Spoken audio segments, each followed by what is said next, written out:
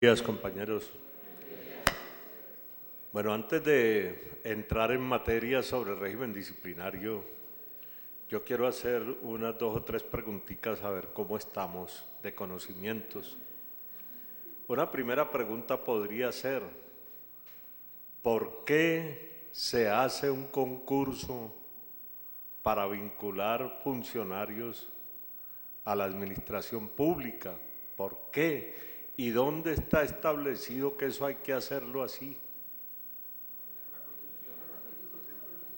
A ver. El artículo 125 de la Constitución Política de Colombia, que argumentan que los cargos son de carrera administrativa y deben ingresar por concurso. ¿Están de acuerdo? ¿O alguien tiene otra respuesta? ¿Ah? Bueno, la respuesta del compañero es correcta, ¿no? Es decir, se hace un concurso porque lo que se busca proveer son cargos de carrera administrativa. Y para proveer los cargos de carrera administrativa se debe hacer un concurso de méritos, como lo ordena el artículo 125 de la Constitución Política de Colombia.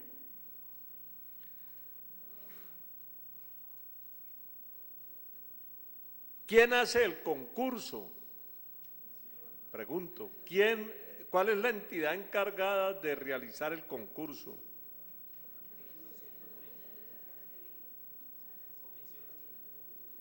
¿Ah?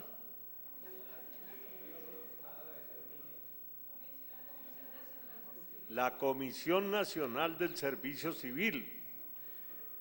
Bueno, voy a contarles por qué existe la Comisión Nacional del Servicio Civil, que es importante que ustedes conozcan eso también.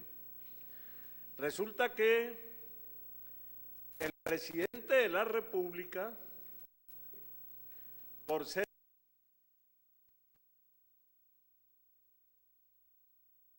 centralizado, toda la función pública está bajo el mando del presidente de la República.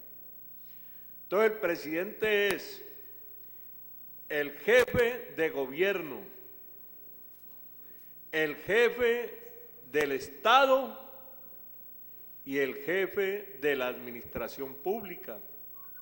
Tiene esas 3 funciones. Jefe de gobierno, es decir, es la cabeza del gobierno, que además está integrado por los ministros, por los gobernadores, por los alcaldes, por todas las instituciones como la Superintendencia administrativos, el Congreso de la República, la Asamblea Departamental, los consejos municipales. Todas esas entidades forman parte del gobierno y el jefe es el presidente de la República. Además es el jefe del Estado, es decir, es la persona representante legal de Colombia, podríamos decir. Así como en una empresa hay un representante legal de la empresa, en nuestra república hay un jefe de Estado que es el representante legal de Colombia. Entonces es él quien define las relaciones con los otros países. Es jefe de Estado. ¿Sí? Y es jefe de la administración, lo que quiere decir que en últimas el máximo patrón o patrono de los servidores públicos es el presidente de la República. Él es el jefe de toda la administración pública. Entonces,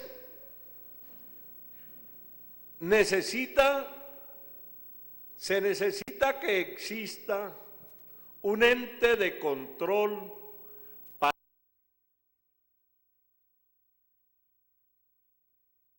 la Comisión Nacional del Servicio Civil.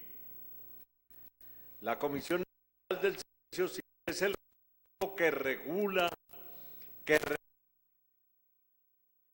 controla la administración pública en el campo de los funcionarios de carrera administrativa. O sea, la Comisión Nacional del Servicio Civil no tiene absolutamente nada que ver con los trabajadores oficiales. ¿Se acuerdan que en la charla pasada hacíamos una diferencia entre empleados públicos y trabajadores oficiales? La Comisión Nacional del Servicio Civil no tiene nada que ver con los funcionarios ni con los trabajadores oficiales. La Comisión Nacional del Servicio Civil controla, administra, regula la carrera administrativa. Entonces, solamente tiene que ver con aquellos funcionarios que pertenecen a la carrera administrativa. Incluso, pues a nivel, digamos, de información general es bueno contarles también lo siguiente. Hasta el año 2009, quien designaba los integrantes de la Comisión Nacional del Servicio Civil era el presidente de la República. Es decir, él era el patrón y al mismo tiempo nombraba a quienes lo iban a controlar en la administración de la función pública. Entonces la Corte Constitucional en el año 2009 declaró inexequible el artículo de la Ley 443 de ese entonces que le daba al presidente la atribución de designar los integrantes de la Comisión Nacional del Servicio Civil. Por eso se dio esa laguna tan grande en la realización de concursos en el país, porque la nueva Comisión Nacional del Servicio Civil solamente fue designada en el año 2005. En el año 2005, o sea, entre el 2009 y el 2005, no hubo Comisión Nacional del Servicio Civil. Entonces se represaron los nombramientos en el país. Por eso en el año 2005, con la convocatoria 01, ustedes deben recordar, se hicieron concursos para vincular gran cantidad de funcionarios a la administración pública, porque desde el 2009 hasta el 2005 no hubo concursos. Y por eso también creció tanto el número de trabajadores, de funcionarios provisionales en la administración pública, porque existían las vacantes, pero no se podían proveer porque no había concursos. Entonces se hacían nombramientos provisionales. A propósito, otra pregunta: ¿y en qué ley se reglamenta la carrera administrativa?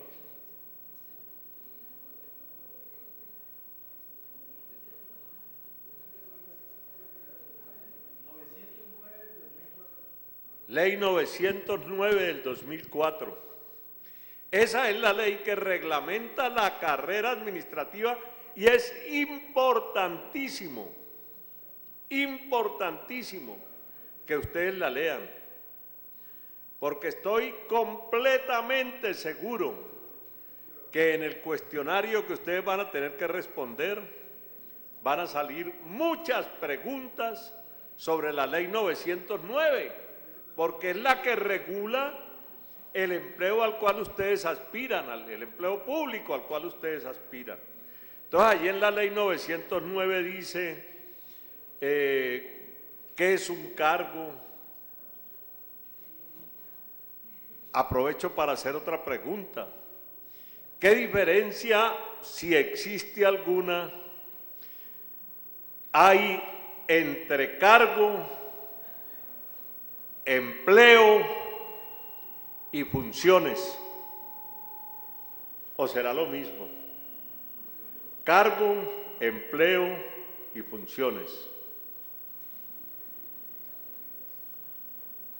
¿Alguien puede contestar? Bueno, entonces la contesto yo. Bueno, entonces, los cargos están definidos en la planta de personal o en la planta de cargos.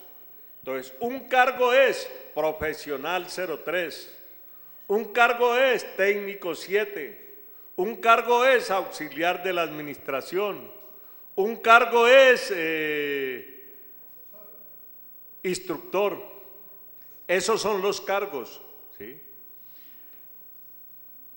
Pero el empleo es distinto. Entonces, yo tengo el cargo, por ejemplo, tengo el cargo de profesional, ¿sí? Y en la planta de personal de la institución con la cual yo trabajo, resuelven ubicarme a desempeñar mi cargo como profesional en un determinado sitio, en una determinada dependencia. Ese sería mi empleo. Entonces, con mi cargo como profesional, desempeño un empleo en la regional del Sena Valle del Cauca, Centro Agropecuario de Buga, como instructor, que es mi cargo. Entonces, mi empleo, ¿dónde está ubicado? En el Centro Agropecuario de Buga. Mi cargo, ¿dónde está ubicado? En la planta de personal del SENA. Y las funciones están establecidas en el manual de funciones. Entonces, todos los cargos tienen las mismas funciones, pero hay algunas especificidades en materia de funciones. Por ejemplo,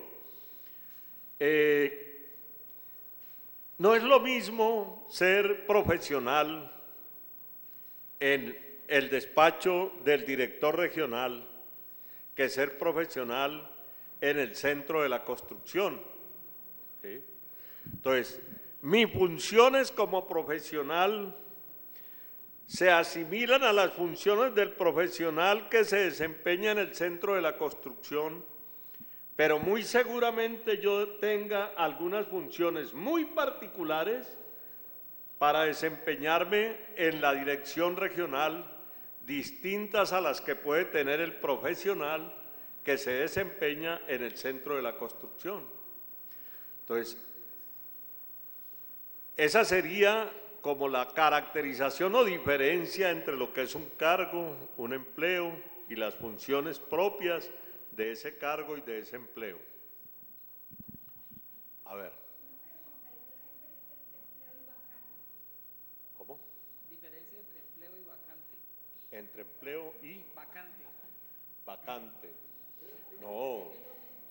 No podemos decir que hay una diferencia entre empleo y vacante. Lo que tenemos que decir... Compañeros, en la Comisión del Servicio Civil, ustedes están aplicando una OPEC. OPEC significa Oferta Pública de Empleos de Carrera. Esa OPEC, ese numerito, voy a decir cualquier número, 51458, para que lo hagan en chance hoy. Ese numerito, ese número de empleo puede tener una vacante, 2 vacantes, 3 vacantes, 10 vacantes. ¿Estamos? Ese es el número de empleos que hay en ese es el número de cargos que hay en esa OPEC, o sea, en ese empleo. ¿Listo? Esa es la claridad. Gracias. Bueno, una vacante es cuando un cargo no está provisto. ¿Sí? Es decir, La planta de personal dice que la regional Valle del Cauca tendrá 2.000 cargos. De esos 2.000 cargos habrá un director regional, habrá tantos profesionales 1, tantos profesionales 2, tantos profesionales 3, habrá tantos técnicos 1, 2, 3, 4, 5, tantos instructores, etcétera. No puede haber ni uno más de los que están establecidos en la planta de personal.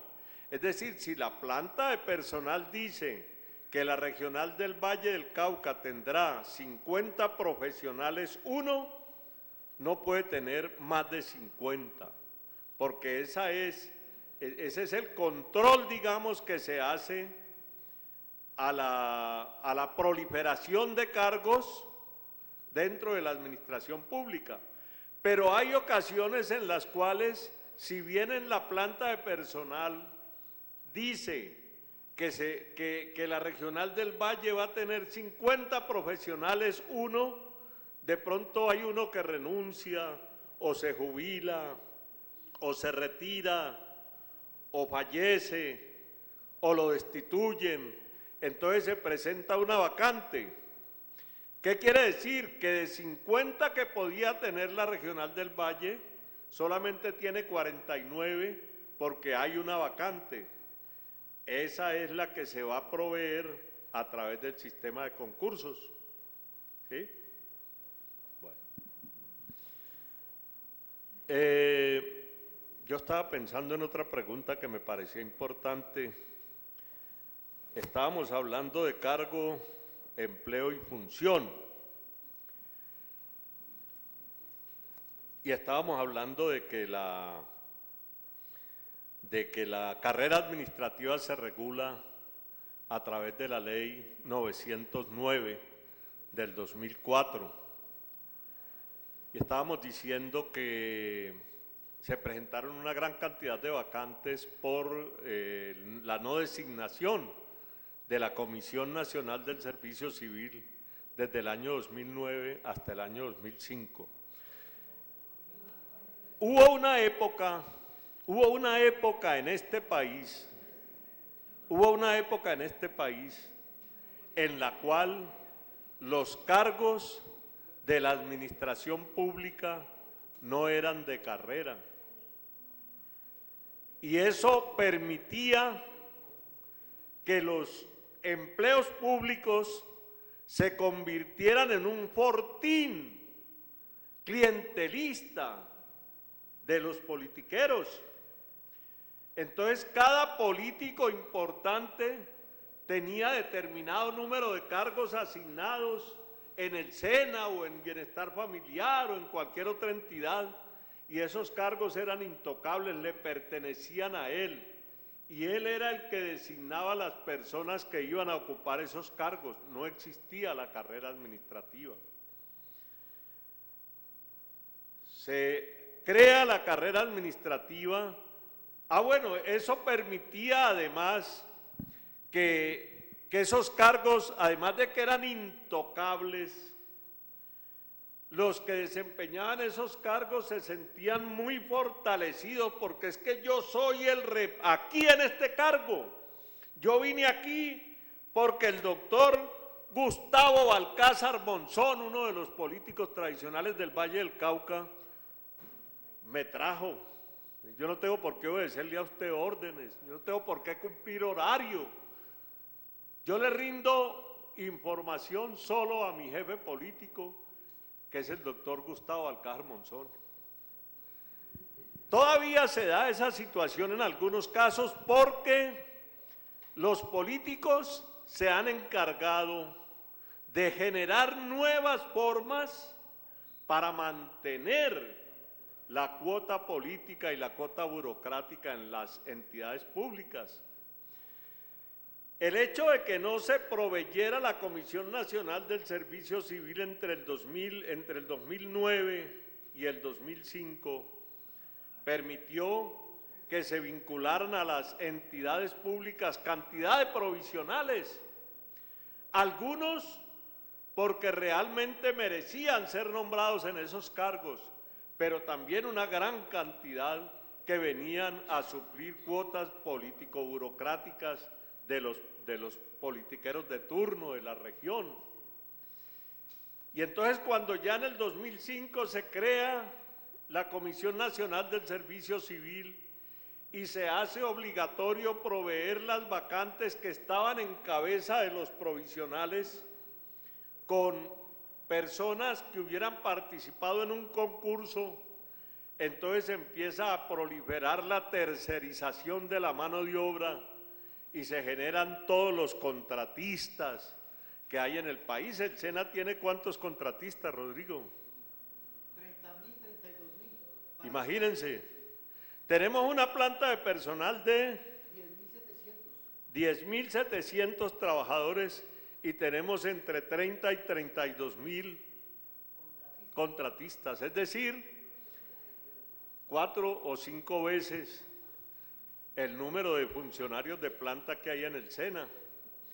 También a nivel de los contratistas hay muchos compañeros que han ingresado porque realmente tienen las condiciones, las capacidades, el compromiso para prestarle un servicio a la entidad, pero también hay una gran cantidad que son solamente, digamos, que devengan un sueldo, una contraprestación por un supuesto servicio prestado, pero que realmente algunos incluso ni siquiera se aparecen a prestar servicios y cobran mensualmente unos honorarios. Hemos encontrado, Javier, contratistas fantasmas. Claro, claro, sí. Entonces, esa es una manera, digamos, de evadir el mandato de la ley y mantener un poder. Yo soy muy amigo del doctor Libardo Orejuela, creo que es el actual rector de la Universidad Libre. Estudiamos juntos hace ya bastantes años. Libardo era secretario de Educación en Palmira. Y una vez yo arrimé, dije, hombre, voy a arrimar a saludar a Libardo. Y entré a la Secretaría de Educación de Palmira y era un salón más grande que este. Yo creo que 2 veces este salón, lleno de escritorios. Y en cada escritorio una persona ahí sentada como Rodrigo, otro sentado aquí, el otro sentado por acá, comiendo helado, comiendo crispeta, ¿no? Yo me quedé aterrado y entré a la oficina de Libardo y le dije, hola Libardo, ¿qué es lo que pasa, hermano? Esa cantidad de gente ahí sin hacer nada, hermano, perdiendo el tiempo, hablando entre ellos. ¿Qué ocurre, Libardo? Y me dijo, hermano, esto es muy berraco. Aquí uno como secretario no puede tomar decisiones. Esos son cuotas de todos los políticos de aquí de la región. Son intocables. Dije, hermano, pero póngalos a hacer algo. Póngalos a alfabetizar en los barrios, en los sectores populares, que les sirvan de algo a la comunidad. Y me dijo, no. Javier, yo ya presenté mi carta de renuncia. Yo en 15 días me voy de aquí porque esto no lo soporto. Yo no tengo posibilidades de resolver cosas como esa que tú me estás planteando. Y efectivamente a los pocos días Libardo salió de la alcaldía. Eso ocurre en nuestra administración pública, desafortunadamente, y eso se convierte finalmente en uno de los actos más flagrantes de corrupción que hay en el país.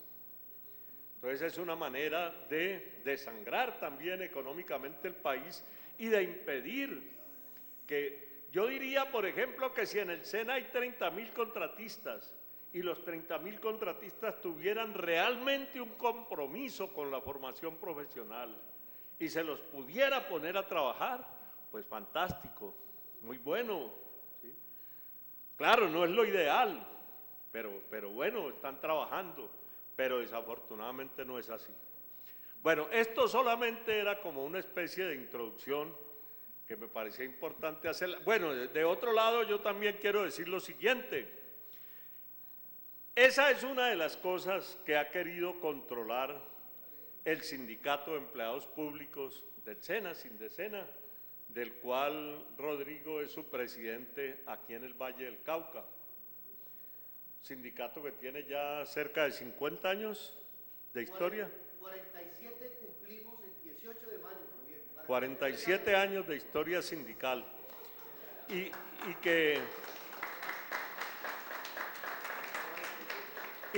que logró precisamente darle un mordisco a esa nómina de contratistas y que se hiciera una ampliación de la planta de personal en 3.000 cargos, ¿no, Rodrigo? 3.000 cargos de planta y 800 cargos temporales. 3.000 cargos de planta y 800 temporales. Ese triunfo de Sindecena que exigió, entre otras cosas, que el sindicato tuviera que ordenar a nivel nacional una acción de hecho, un paro en el año 2016. 37 días de paro en el 2016. 37 días de paro para presionar al gobierno para que se ampliara la planta de personal. Y se logró meterle un mordisco a la nómina de contratistas y que la planta se ampliara en 3.800 cargos, 3.000 de planta y 800 temporales, que son los que están saliendo a concurso en este momento. Eso también es importante que ustedes lo conozcan, porque ustedes van a ingresar al SENA y en el SENA se van a encontrar con la existencia de un sindicato que realmente vale la pena apoyar. Bueno, eso es una cuña, pero yo creo que también es valedera. Bueno, entonces, compañeros, metámonos ahora sí en el tema. Lo que pasa es que yo soy un gran apasionado del movimiento sindical. Yo tengo más o menos unos 50 años ya de historia de lucha sindical. Yo también, como Rodrigo, fui presidente de la subdirectiva de Sindecena en el Valle y fui presidente nacional del sindicato del SENA en el año... ¿En qué año fui yo presidente?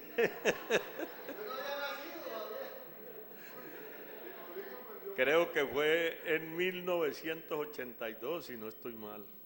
Bueno, entonces ahora sí hablemos sobre el régimen disciplinario. Ustedes recuerdan pues que en el año 1991 hubo una reforma constitucional. Colombia venía con un atraso muy grande en materia constitucional. Teníamos la Constitución de 1886. Estamos hablando de 1991, es decir, 105 años de vigencia de una Constitución. Esa pregunta también puede salir en el cuestionario. ¿Cuál era la Constitución anterior a la del 91? La de 1886. En el año 91 se hace la reforma constitucional que representó, hay que reconocerlo de esa manera, así no sea lo mejor, grandes y significativos cambios del Estado colombiano. Y en materia del derecho disciplinario, en la Constitución se establece en el artículo 124 lo siguiente, artículo 124 de la Constitución Política del 91. La ley determinará la responsabilidad de los servicios públicos y la manera de hacerla efectiva. Eso lo dice la Constitución. Asimismo determinó quienes ostentan la calidad de servidores públicos a través del artículo 123 de la Constitución Política. Rodrigo, pásamela.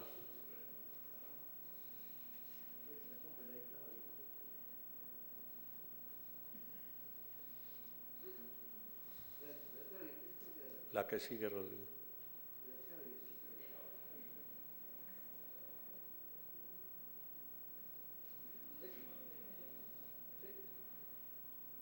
Respecto de la función pública, en el artículo 122 de la Constitución, inciso segundo, se dice lo siguiente: ningún servidor público entrará a ejercer su cargo sin prestar juramento de cumplir y defender la Constitución y desempeñar los deberes que le incumben. Cuando el servidor público se posesiona, esa puede ser otra pregunta que creo que es bueno que ustedes la tengan clara. ¿Será suficiente con que a una persona la nombren a través de una resolución para desempeñar un cargo público de carrera? ¿Será suficiente eso? ¿Podríamos decir que ya con el hecho de que se hubiera expedido la resolución, esa persona ya es un funcionario público? No. Se requiere la posesión. Con la posesión se hace efectiva la vinculación de la persona al servicio público. Si no se posesiona, nunca fue servidor público, así haya una resolución que lo nombró. Y en la posesión, esto yo diría que casi nunca se hace, porque finalmente la posesión se constituye en un requisito que hay que llenar, pero no se le da la solemnidad que realmente debe tener. La Constitución dice que allí la persona debe hacer un juramento de cumplir y defender la Constitución y desempeñar los deberes que le incumben en el cargo en el cual se está posesionando. ¿Tiene 10 días para posesionar el tiempo que... 10 días, si la ley establece el término para la posesión, dice que son 10 días, pero esos 10 días se pueden prorrogar si existe una justa causa para ello. Por ejemplo, vamos a suponer que en Cali nombraron una persona que vive en Barranquilla y la persona le avisaron que ya había sido nombrada y que debería venir a posesionarse dentro de los 10 días siguientes, pero esa persona tiene allá unas obligaciones y unos asuntos que resolver y 10 días son muy poquito para eso. Entonces esa persona solicitaría, con fundamento en esa situación, una ampliación del término para venir a posesionarse. Creo que puede ser hasta 60 días la prolongación del término para la posesión. Respecto al principio de la responsabilidad jurídica, el artículo 122, el artículo 6º de la Constitución estableció lo siguiente: los particulares solo son responsables ante las autoridades por infringir la Constitución y las leyes. Los particulares, es decir, los que no son funcionarios públicos, solamente son responsables ante las autoridades por infringir la Constitución y las leyes. Los servidores públicos, en cambio, lo son por infringir la Constitución y las leyes, pero además de eso, por omisión o extralimitación en el ejercicio de sus funciones. O sea, un funcionario público no solamente es responsable de hacer lo que le corresponde hacer, sino que también es responsable cuando no hace lo que le corresponde hacer, o cuando lo hace abusando de sus funciones, que sería extralimitación de funciones. Bueno, aquí encontramos entonces la razón de ser del régimen disciplinario. Entonces, ¿por qué el régimen disciplinario?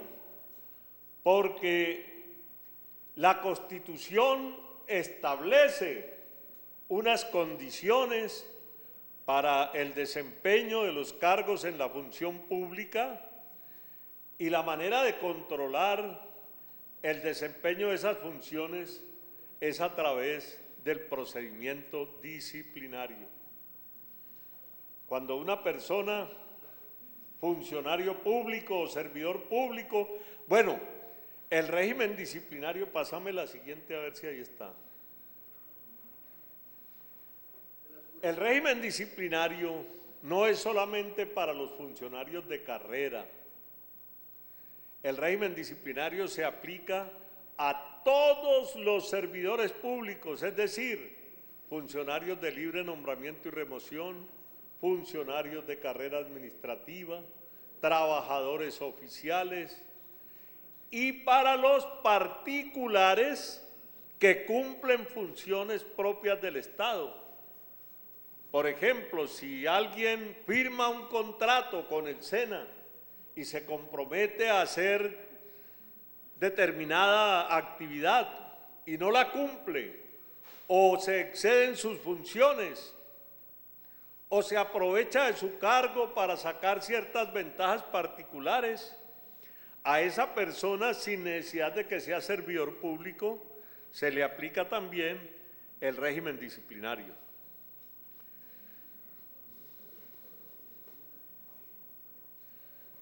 El régimen disciplinario anteriormente estaba regado en diferentes normas, en diferentes resoluciones, decretos, acuerdos, leyes, ¿sí? Hasta que llegó un momento en que se consideró necesario acumular o reunir todas esas disposiciones en una sola disposición. Y es entonces cuando surge lo que se llama el Código Disciplinario Único. Precisamente se llama Código Disciplinario Único porque es la única disposición que recoge lo relacionado con el régimen disciplinario. En este momento, el Código Disciplinario Único está en la Ley 734 del año 2002. Una pregunta puede ser, ¿cuál es la ley que condensa el régimen disciplinario único? La Ley 734 del año 2002.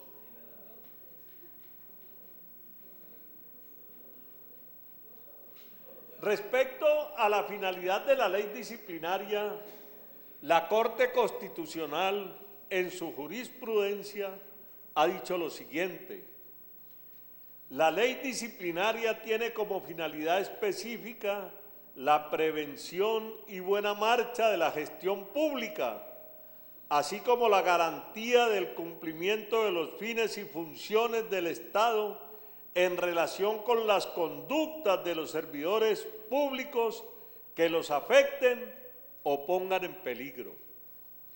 El objeto de la ley disciplinaria, ¿cuál es? ¿Cuál es el objeto de la ley disciplinaria? La prevención y buena marcha de la gestión pública. Una pregunta que puede salir, ¿cuál es la finalidad de la ley disciplinaria? Ahí está la respuesta en la jurisprudencia de la Corte Constitucional: la prevención y buena marcha de la gestión pública.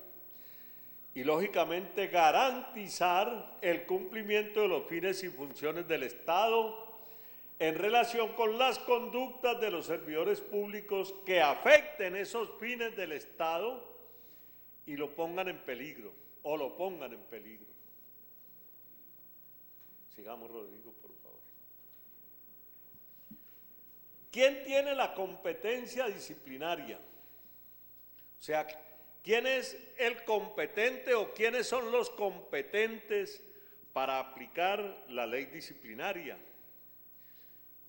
La competencia es digamos, a uno lo revisten de competencia a través de una ley. La competencia es algo muy preciso. Por ejemplo, a nivel de la justicia es distinta la competencia que tienen los jueces municipales a la que tienen los jueces del circuito, a la que tienen los magistrados del tribunal o a la que tienen los integrantes de la Corte Suprema de Justicia. Cada uno de ellos tiene su propia competencia. Entonces, en materia disciplinaria, la Ley 734 es el mismo régimen disciplinario de los servidores públicos por medio del cual el Estado tiene la potestad disciplinaria a través de los diferentes órganos de control disciplinario. Entonces, la potestad disciplinaria, ¿quién la tiene? El Estado. No estamos hablando de competencia, estamos hablando de potestad disciplinaria. El Estado, que tiene la potestad disciplinaria, distribuye la competencia en materia disciplinaria, y entonces dice el Estado, a través de la Ley 734 del 2002, que son competentes para aplicar el régimen disciplinario la Procuraduría General de la Nación, las personerías distritales y municipales, las oficinas de control disciplinario interno y algunos funcionarios con potestad disciplinaria. Esos son los órganos competentes. Y en este mismo orden, ¿no? O sea, el órgano competente que tiene prioridad en materia de aplicación de la ley disciplinaria es la Procuraduría General de la Nación. Ahora lo vamos a ver. Las personerías distritales y municipales, que forman parte de lo que se llama el órgano de control administrativo, tienen competencia exclusivamente frente a los funcionarios distritales y municipales.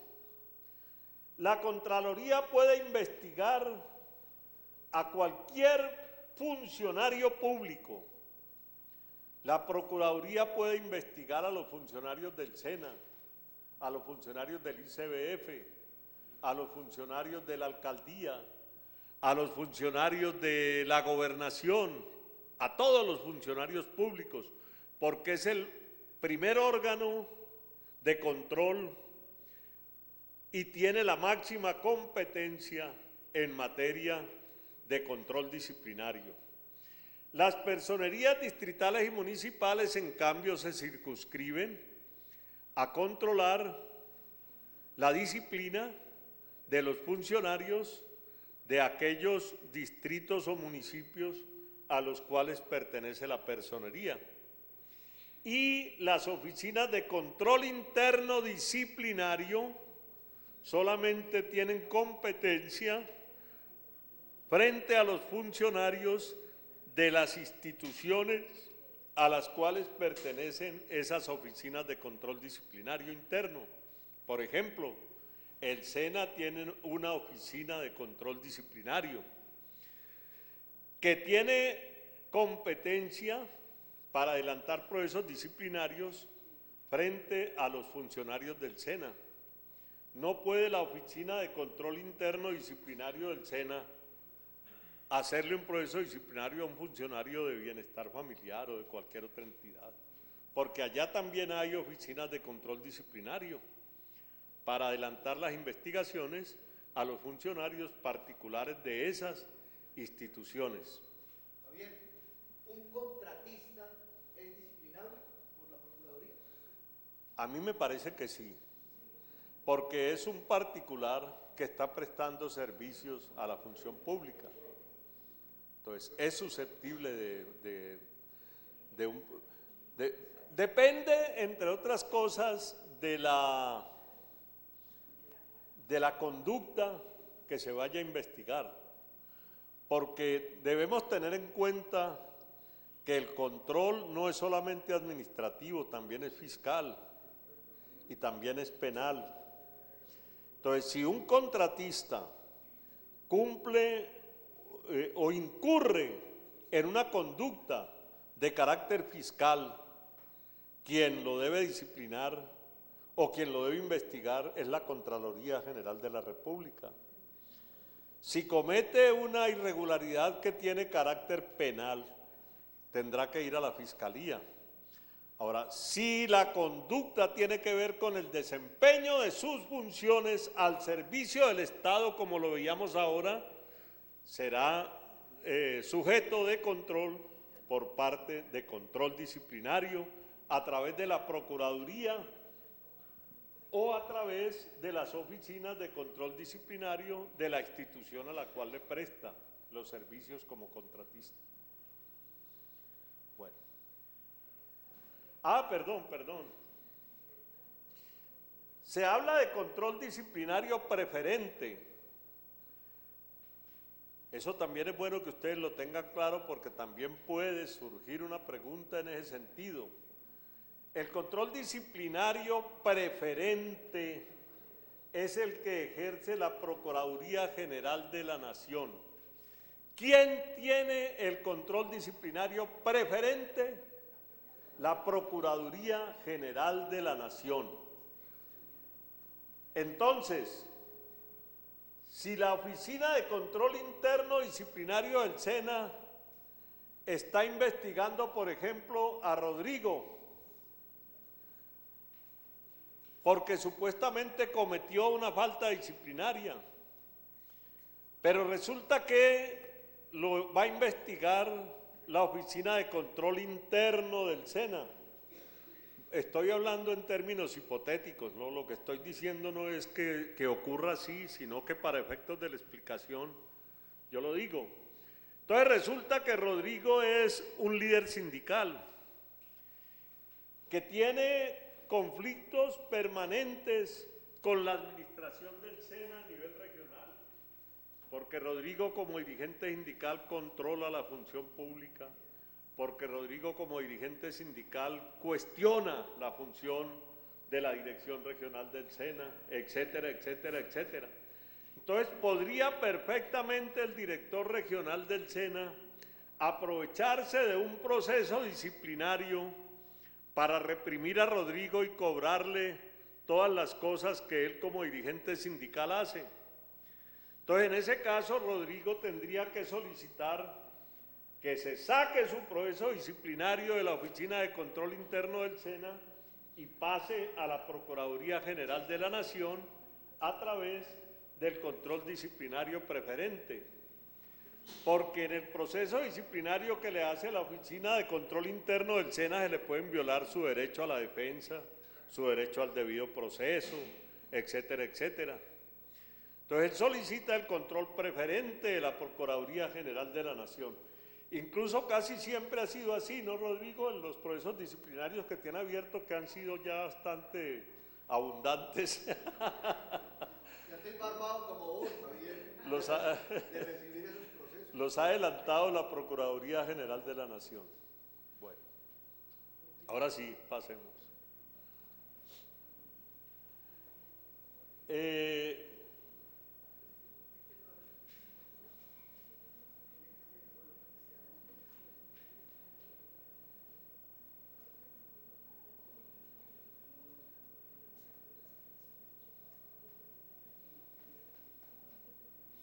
Bueno, la Constitución Política de Colombia en su artículo 29 establece el derecho a la defensa y el debido proceso. Entonces el artículo 29 de la Constitución Política dice que nadie podrá ser juzgado o condenado sino por el organismo competente y siguiendo el procedimiento establecido en la ley. Ese es el debido proceso. El debido proceso lo debe conocer todo el mundo, para que cuando por alguna circunstancia lo estén sometiendo a un proceso disciplinario, él sepa cuál es el procedimiento que debe seguirse. Entonces, cuando no se sigue el procedimiento establecido en la ley, hay violación del debido proceso. Si eso no fuera así, cada persona sería juzgada de una manera diferente, de una manera caprichosa. Si no existiera el debido proceso, los investigadores, los juzgadores, podrían hacer lo que les diera la gana en materia de juzgamiento y sanción de los funcionarios públicos. Entonces, el debido proceso le dice a la Procuraduría, a la Personería, a las oficinas de control disciplinario, cómo deben desarrollar la investigación disciplinaria. Ese es el debido proceso.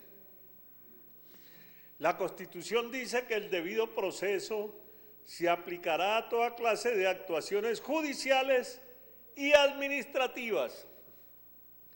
El proceso disciplinario es una actuación de carácter administrativo. Por lo tanto, al proceso disciplinario se le debe aplicar un proceso determinado en la ley. Dice igualmente el artículo 29, nadie podrá ser juzgado sino conforme a leyes preexistentes al acto que se le imputa ante juez o tribunal competente y con observancia de la plenitud de las formas propias de cada juicio. Bueno, para que a uno, nuestro país se caracteriza porque es un país cuya normatividad es fundamentalmente prohibitiva. En la ley nos dicen que está prohibido, no nos dicen que está permitido. Entonces, como nuestra normatividad es de carácter prohibitivo, debe existir una ley que determine que lo que yo estoy haciendo es incorrecto, no está prohibido, no es legal. Si no existe esa ley, no me pueden juzgar porque yo haya realizado determinada conducta. ¿Sí? Si en el momento en que yo cometí la falta, no había ninguna ley que me prohibiera hacer eso, pero posteriormente aparece una ley que lo prohíbe, a mí no me pueden juzgar, porque en el momento en que yo cometí la falta, eso no estaba prohibido. ¿Sí? No estaba prohibido. Tiene que haber una ley preexistente que limite o que prohíba esa conducta. Ante juez o tribunal competente, entonces allí viene la competencia. ¿Ante quién puede ser juzgada una persona que cometa una infracción a una ley existente? Puede ser solamente juzgado por un juez o tribunal competente. Entonces, si la persona comete una falta disciplinaria, debe ser investigada y sancionada por el organismo competente para investigar y sancionar esa conducta. Ahora vamos a mirar cómo se distribuye la competencia o cómo se asigna la competencia. En materia penal, la ley permisiva o favorable, aun cuando sea posterior, se aplicará de preferencia a la restrictiva o desfavorable. Es decir, si hay dos leyes, una que prohíbe y otra que permite, por llamarle de alguna manera, y a mí se me va a juzgar, me deben aplicar la ley más favorable. Incluso, no solo en materia penal, esto es aplicable en todos los campos del derecho. Por ejemplo,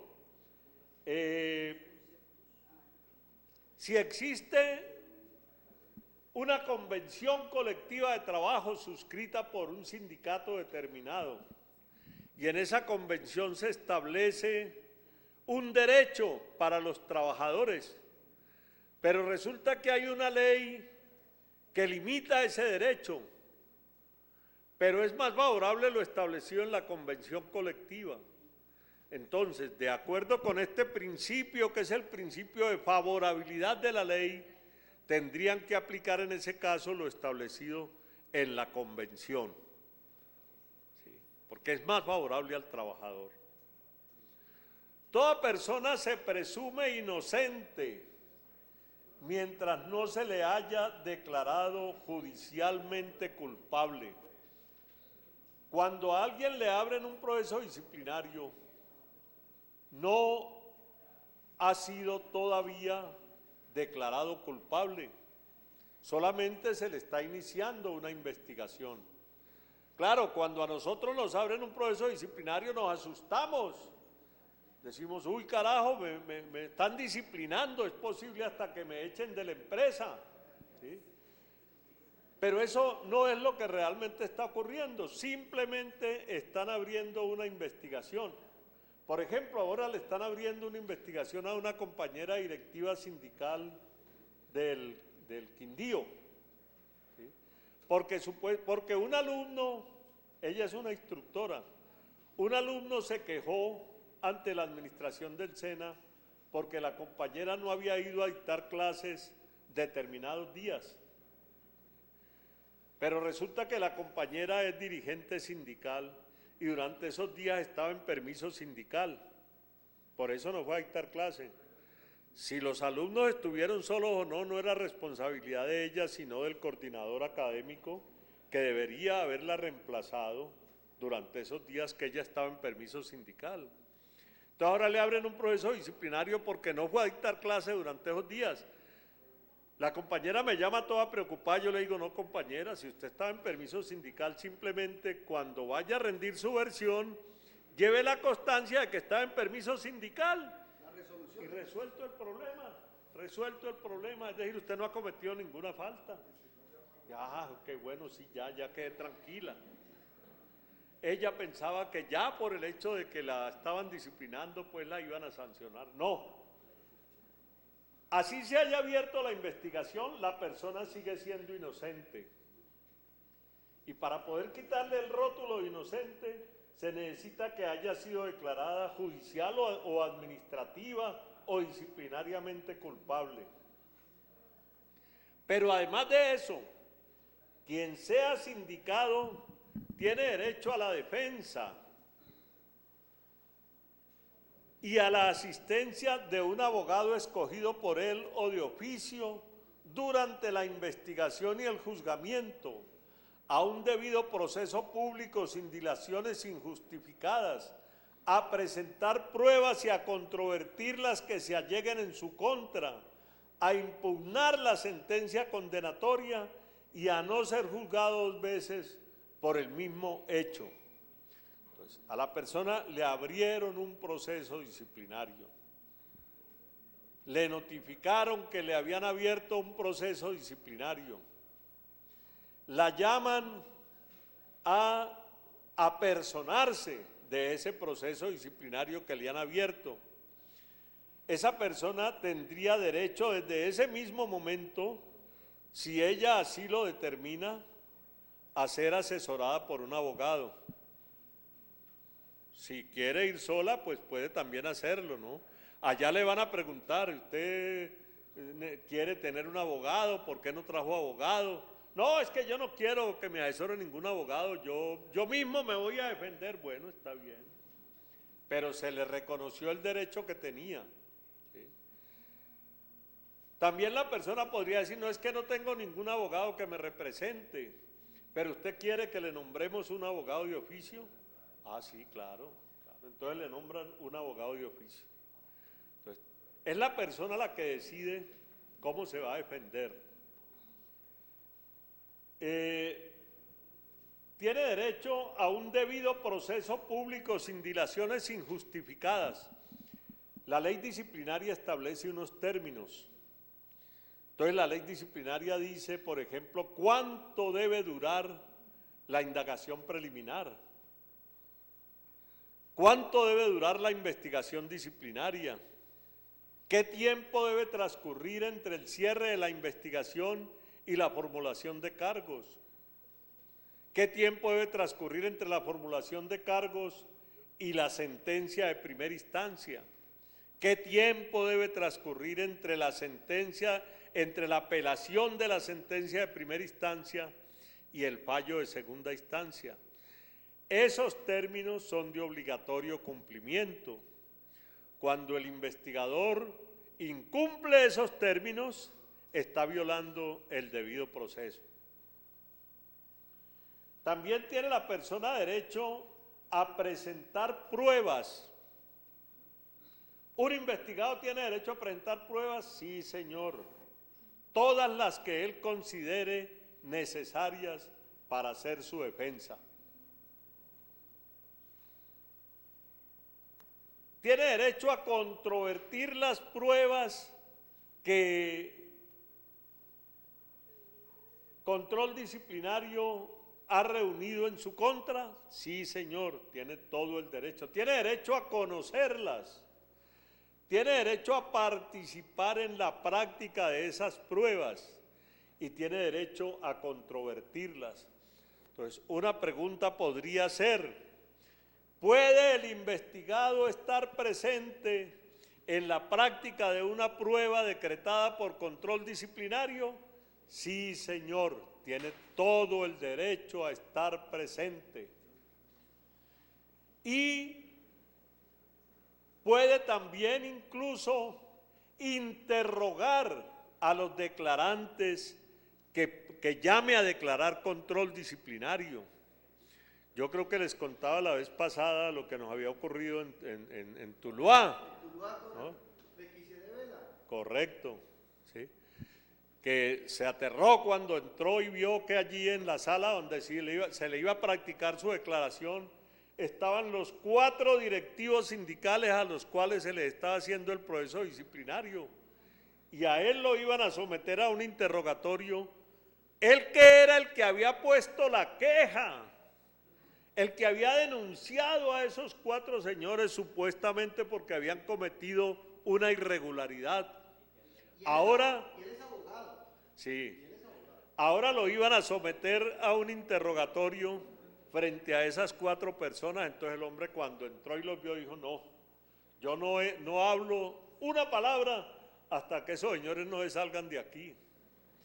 Y entonces la investigadora le dijo: no, doctor, ese es un derecho que ellos tienen, no solamente de estar aquí, sino que también le pueden hacer preguntas. Y entonces al hombre le tocó sentarse y efectivamente someterse a un interrogatorio fuerte que le hicimos, que casi lo ponemos a llorar, pues, y finalmente los 4 compañeros fueron absueltos porque no habían cometido ninguna falta. Era un capricho de él, una gana de cobrarles lo que los compañeros hacían allá por la defensa del Centro Latinoamericano de Especies Menores. Bueno, tiene derecho también a impugnar la sentencia condenatoria. Entonces salió la sentencia de primera instancia condenando al trabajador y él tiene la posibilidad de impugnarla a través del recurso de apelación para que en una segunda instancia se resuelva, se revoque o se modifique esa resolución sancionatoria. Las pruebas deben ser recopiladas de acuerdo a como lo establece la ley. Entonces, yo soy el investigado. Control disciplinario resolvió llamar a declarar a alguien en mi contra, pero a mí no me avisaron que ese señor iba a rendir declaración, ni me permitieron estar allí presente. Esa prueba es ilegal, no tiene ninguna validez. Entonces yo como disciplinado puedo pedir la nulidad de esa prueba porque se me violó el debido proceso. Bueno, pasemos, Rodrigo. ¿Cuándo se extingue la acción y cuándo se extingue la sanción disciplinaria? Esa pregunta puede salir en el examen. ¿Es distinta la acción disciplinaria a la sanción disciplinaria, son dos cosas diferentes. Entonces, la acción disciplinaria solo se extingue. La acción disciplinaria, es decir, el hecho de que a mí me llamen a investigarme en un proceso disciplinario, esa es la acción disciplinaria. Entonces me llamaron y me están adelantando una investigación, pero resulta que durante el desarrollo de la investigación muere el investigado. ¿Para qué se va a seguir adelantando investigación? Entonces hay una prescripción de la acción disciplinaria, una terminación o una extinción de la acción disciplinaria. También termina la acción disciplinaria por el efecto de la prescripción. Entonces yo les decía ahora que en la ley disciplinaria se establecen unos términos, ¿sí? Entonces resulta que la ley disciplinaria dice, por ejemplo, la indagación preliminar tendrá una duración de 6 meses. Entonces pasaron los 6 meses, 7, 8, 9, 10 meses, y no se han pronunciado en torno a los resultados de esa indagación preliminar. Entonces, allí hay una prescripción del término. A los 6 meses tiene que haber un pronunciamiento de control disciplinario. Y si no lo hace, prescribe la acción disciplinaria, es decir, ya no pueden hacerlo porque vencieron los términos. La prescripción opera cuando han transcurrido 5 años desde la comisión de la falta o 12 años cuando se trata de faltas que atenten contra los derechos humanos y la integridad. Entonces, ¿a partir de cuándo empieza a contarse el tiempo de la prescripción de la acción disciplinaria? A partir del momento en que se comete la falta. Entonces, si pasan 5 años desde que yo cometí la falta y no me abrieron investigación disciplinaria, ya no me la pueden abrir. Prescribió la acción disciplinaria. Hay algunas faltas establecidas en la ley que son atentatorias contra los derechos humanos y la integridad de las personas. Para esas faltas no son 5 años, sino 12. Los 5 años se cuentan para las faltas instantáneas desde su consumación o ocurrencia. ¿Qué es una falta instantánea? Aquella que se comete y ya. Por ejemplo, el trabajador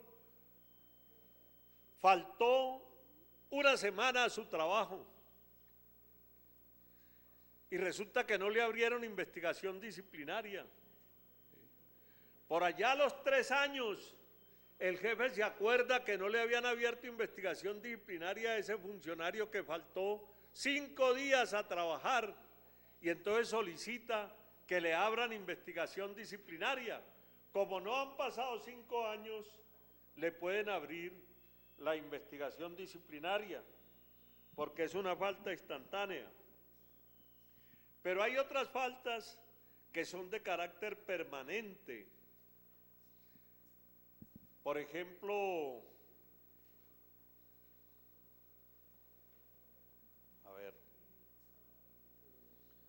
el trabajador tiene que presentar unos informes mensuales y no los presenta. 1 mes, 2 meses, 3 meses, 4 meses, 5 meses. Esa sería entonces una conducta de carácter permanente y entonces los 5 años se cuentan desde la realización del último acto. Entonces, hacemos el ejercicio, ¿no? ¿Cuánto tiempo ha transcurrido desde el último momento en el cual el trabajador no presentó el informe? Si han pasado más de 5 años, ya no se lo puede investigar. Si han pasado menos de 5 años, sí se lo puede investigar. La sanción disciplinaria es distinta a la acción disciplinaria. La sanción disciplinaria es la consecuencia de la acción disciplinaria. Entonces, también la sanción disciplinaria tiene una prescripción, que en este caso es de 1 año contado a partir de la ejecutoria del fallo. Me hicieron la investigación disciplinaria, profirieron un fallo de primera instancia, yo apelé el fallo. Lo explico de otra manera. Me hicieron una investigación disciplinaria, profirieron un fallo, pero ese fallo, no por el hecho de que lo hayan proferido, ya tiene aplicación, porque yo tengo la posibilidad de apelar, es decir, de presentar un recurso contra ese fallo. Y entonces a mí me dan 3 días para presentar el recurso. Si pasados los 3 días yo no presenté ningún recurso, el fallo queda ejecutoriado, es decir, en firme. Pero si yo presenté un recurso, el fallo aún no ha quedado ejecutoriado, su aplicación queda suspendida hasta que me resuelvan el recurso que yo presenté. Entonces, para efectos de la prescripción, dice que es 1 año contado a partir de la ejecutoria del fallo. Entonces, habría que tener en cuenta si hubo interposición de recurso de apelación o no. Si no hubo recurso de apelación, el fallo quedó ejecutoriado 3 días después de que lo profirieron, y a partir de ese momento empieza a contarse el año de prescripción de la sanción disciplinaria. Pero si yo interpuse recurso y el recurso me lo resolvieron 1 mes después de que yo lo interpuse, el año comienza a correr desde el momento en que me resolvieron y me notificaron el recurso, el resultado del recurso que yo había interpuesto. De este material hay varias preguntas en el cuestionario que les pasaron a ustedes para que lo respondan y que vamos a mirar ahora, si tenemos tiempito. Está bien, no se lo han pasado, no se lo han pasado. Mi nieto también toma tinto. ¿Verdad? ¿Quiere tinto? ¿No quiere, mi amor? Bueno, pasemos.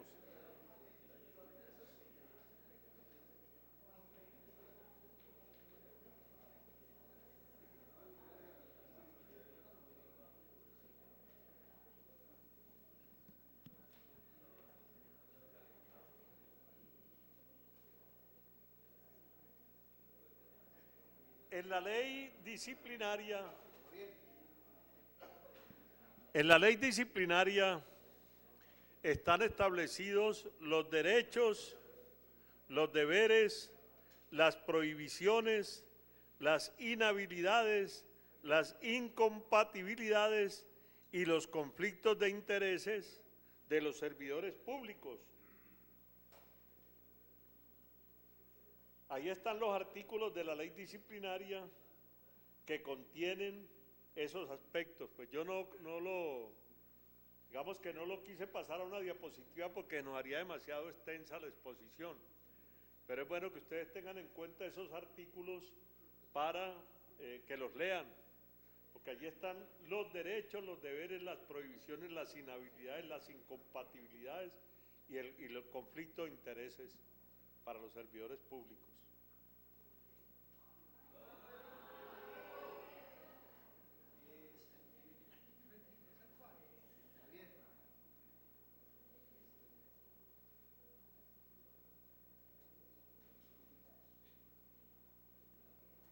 Estas diapositivas se montan en la página del CEPER. ¿Sí? Se están montando, compañeros.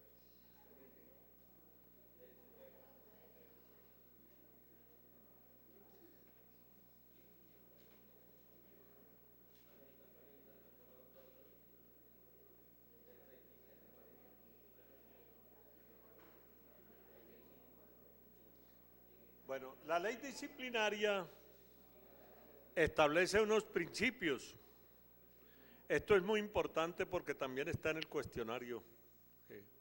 Entonces, hay un principio que se llama el principio de legalidad, que dice que solo se puede investigar y sancionar disciplinariamente por comportamientos descritos como falta en la ley vigente al momento de su realización. O sea, si a mí me abren una investigación disciplinaria, me profieren el auto de apertura de la investigación disciplinaria y yo me doy cuenta que la razón por la cual me están investigando es una conducta que no está descrita como falta en la ley. Por ejemplo, hay un ejemplo muy claro de algo que le pasó a Rodrigo.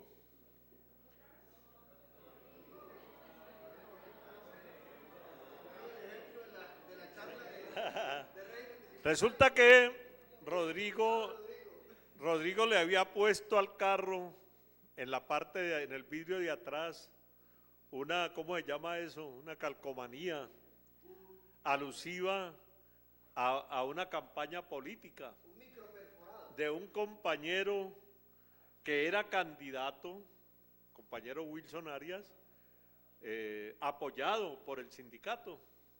Entonces Rodrigo le puso a su carro la propaganda política de Wilson. Resulta que Rodrigo fue para una reunión a Tuluá, donde Melquisedec Vela.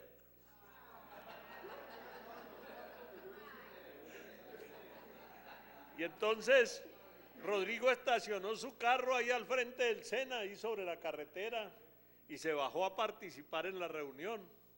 Y Melquisedec Vela mandó a que le tomaran una foto ahí al carro de Rodrigo, y presentó una queja porque supuestamente Rodrigo estaba interviniendo de manera ilegal en política. Y le abrieron una investigación a Rodrigo por ese hecho.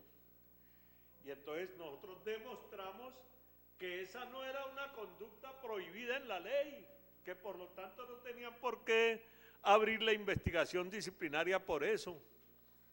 Y archivaron el proceso. Si no hubo falta, no era posible, se estaba violando el principio de legalidad de la ley disciplinaria, porque se lo está investigando por una conducta que no está descrita en la ley como falta disciplinaria. Ilicitud sustancial. La falta será antijurídica cuando afecte el deber funcional sin justificación alguna. Yo falté al trabajo y falté 5 días al trabajo. Cuando me presento a trabajar el 6º día, me encuentro con que me han abierto un proceso disciplinario porque no vine a trabajar. Pero resulta que yo estaba enfermo y tengo una incapacidad médica. Y precisamente el día que me estoy reincorporando al trabajo, pues no lo hice antes, de pronto sí cometí una falta por no haberlo hecho antes, pero lo voy a hacer ahora que me estoy reintegrando al trabajo, presento la incapacidad. Entonces, con la incapacidad yo estoy demostrando que hubo una justificación para haber faltado al trabajo. Por lo tanto, no hay ilicitud sustancial. No hay ilicitud sustancial, porque hay una razón por la cual se cometió la supuesta falta por la cual me están investigando. El principio del debido proceso, solo puede investigar el funcionario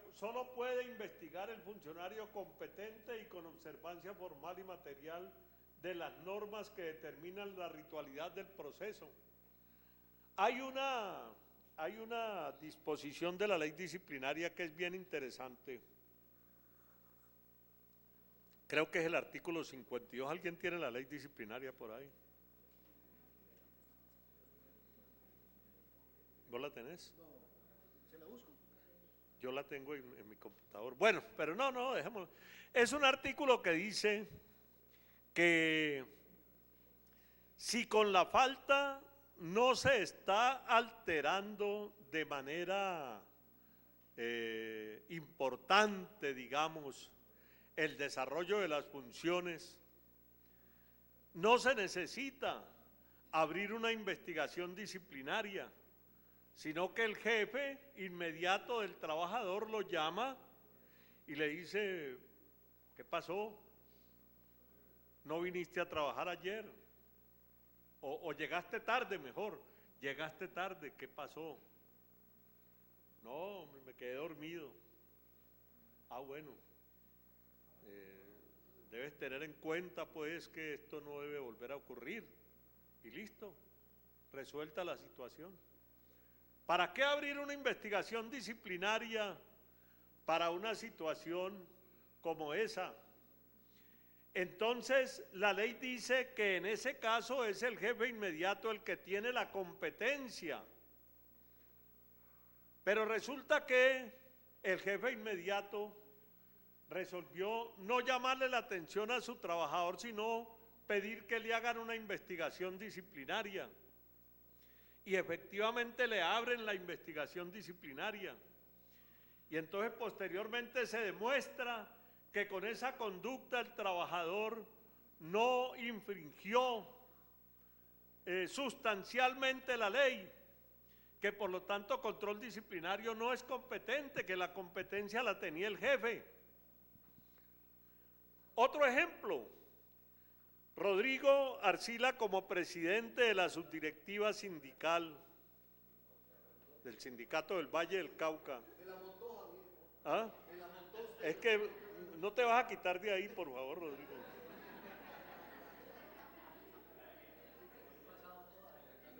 Entonces resulta que Rodrigo como presidente de la... A ver, hubo una asamblea del sindicato y el sindicato aprobó en esa asamblea que se iba a hacer una toma del centro de Salomia para protestar por X irregularidad que está cometiendo la administración. Esa es una orden de la Asamblea General del sindicato.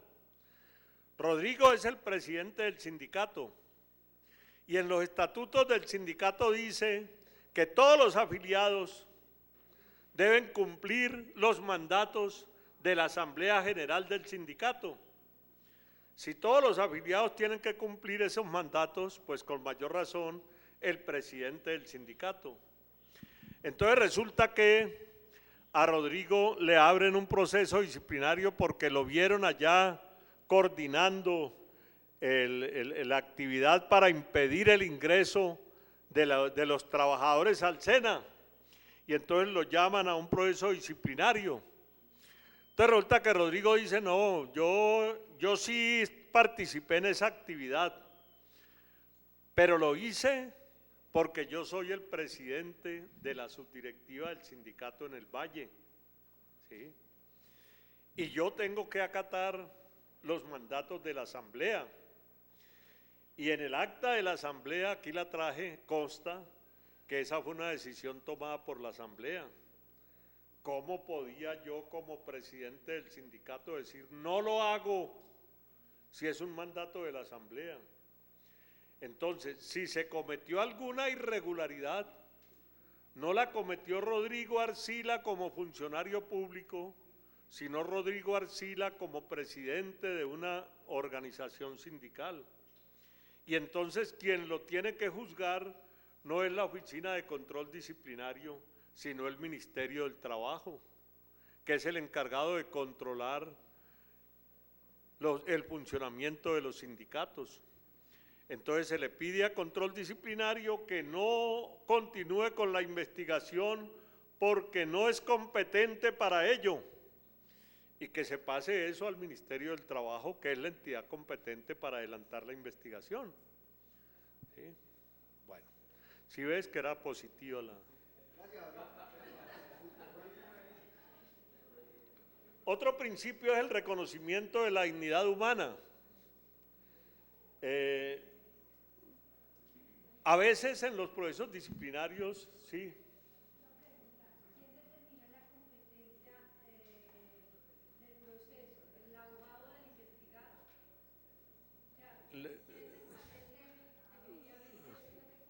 La ley, la ley. No, no, quien establece la competencia es la ley. O sea, la ley dice para qué es competente control disciplinario, para qué es competente la Contraloría, para qué es competente la Procuraduría, para... ¿Ah?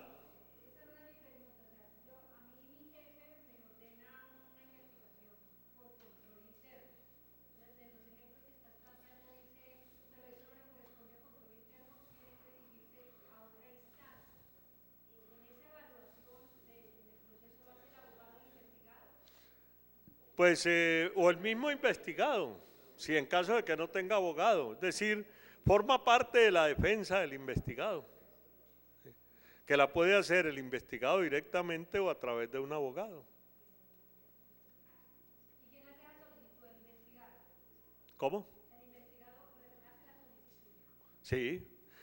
¿Cuándo la hace? A él lo llaman al proceso disciplinario, a él lo citan.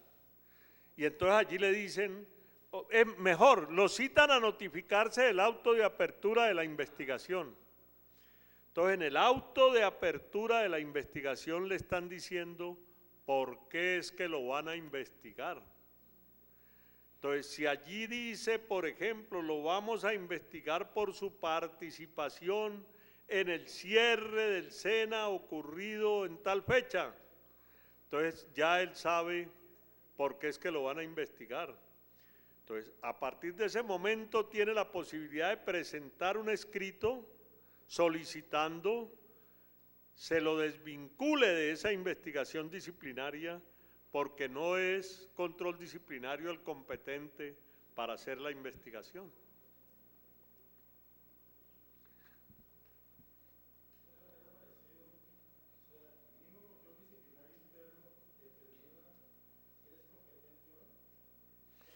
Claro. Sí. Claro. Eso es lo que casi siempre ocurre. Es decir, que a pesar de la reclamación que se hace, control disciplinario no se quiere desvincular de su supuesta competencia y quiere adelantar la investigación. No, no, fíjate que en términos de la defensa, lo importante es ir dejando en el desarrollo del proceso las evidencias de las violaciones que se cometen, porque como es un proceso, eso se continúa adelantando, ¿sí? Y entonces si tú vas dejando las evidencias, falta de competencia, violación del debido proceso, violación del derecho a la defensa, así control disciplinario no lo acepte, entonces tú tendrías la posibilidad de esperar a que haya un fallo y en la apelación del fallo hacer ver esas irregularidades. O algo que sería mucho mejor, decir, señores de control disciplinario, ustedes me están violando el derecho al debido proceso, ustedes no son competentes para hacer la investigación que están haciendo, ustedes me han violado el derecho a la defensa, yo solicito el control preferente de la Procuraduría General de la Nación, para que el proceso salga del SENA y se vaya para la Contraloría. Casi siempre cuando hay violación del debido proceso, Procuraduría, casi siempre cuando hay violación del debido proceso, violación del derecho a la defensa, es decir, violación de los derechos fundamentales, y tú tienes cómo demostrarlo de manera muy clara, la Procuraduría asume el control preferente.